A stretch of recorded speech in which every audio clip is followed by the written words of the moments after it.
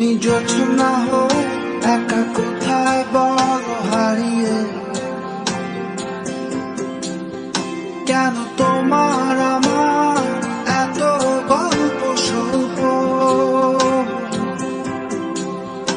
আজ হঠাৎ করে কেন